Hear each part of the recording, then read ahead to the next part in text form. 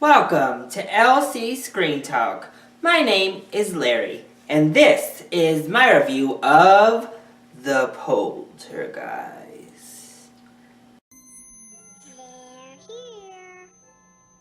So I entered this movie with great trepidation because the original Poltergeist is a movie that is near and dear to my heart. Believe it or not, that horror classic was my first ever favorite movie. At the age of like 4 years old, I loved Poltergeist. I used to watch it all the time. I was obsessed. I liked to scare my aunt with it. I just loved it. I was obsessed with it, and it is still one of my all-time favorite films, period. So when I heard they were remaking it, I thought, okay, let's hope they don't butcher one of my all-time favorites.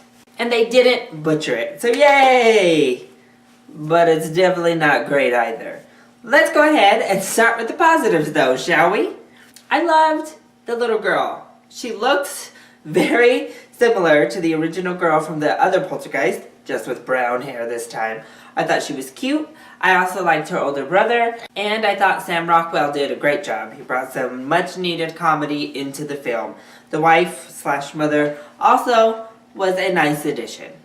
Some of the other acting was a little over the top and hokey, but for the main part, our main family, minus that daughter, the older daughter, were good. There were also some scenes that really built up tension very well. There's a middle portion that is relentless tension and scares and just horror goodness right there in the middle. It happens around the same time as the original starts kicking into high gear, but this one does a very good job of building it and building it and building it and not letting you off the hook for a long period of time in the middle. And more or less, they did a good job of staying true to the original and at least capturing the same general idea of what the original was trying to say. They changed quite a bit as well, but generally, this is the same Poltergeist you remember from the 80s. But that also is going to lead us right into the negatives, because it changed a few key things that are very strange to me. One of the biggest differences was the ending. I'm not going to spoil it in case you haven't seen the original and you haven't seen the new one, but the original Poltergeist had a much, much better ending. It is just big, it's in your face, it's explosive. And this one kind of gets to building there and then it fizzles out and kind of just ends.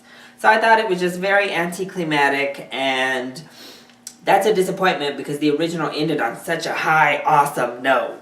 Also, the psychic medium in this one is not the same old kind of crazy lady from the first one that I loved and adored. And he was kind of fun. This time they brought in their little team and they were all kind of fun, but they were kind of the hoaxy actors of it all. They have a fun mid-credit scene, so stick around for that. It's cute. But you miss the 80s horror goodness, the little bit cheesy, the not so great visual effects by today's standard. Oh wait, this one has worse effects than the original. One thing I don't like is that they decided to take us inside of this other dimension, so you get to see it, unlike you did in the first one. Should have left it a mystery because they didn't have the budget to make it look good.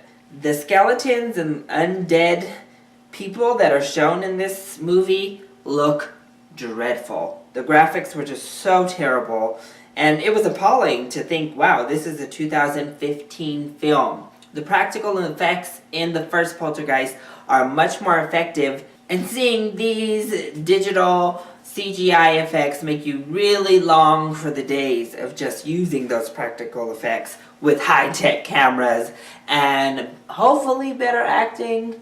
Again, in this case, not quite as much. But overall, as far as remakes go, this one was okay. It's not scary, it doesn't come close to the original horror classic, but it's not terrible, and it doesn't completely butcher the original, so it has that going for it. So, if you're looking for mindless jump scares on a Friday night with friends, then the Poltergeist will suffice. Other than that, I would say give it a shot, but not before it comes to Redbox and on demand. So, that has been my review of The Poltergeist. I hope you enjoyed it. If you did, click like down below and subscribe to the channel so you are always up to date on our latest videos. Also, have you seen The Poltergeist? If you have, what did you think? If you haven't, are you excited? Also, what is your favorite 80s horror film? Let me know in the comment section down below or hit me up on Twitter. I love you all so much for your support. Mwah! Thank you for watching, and I'll see you next time. Bye!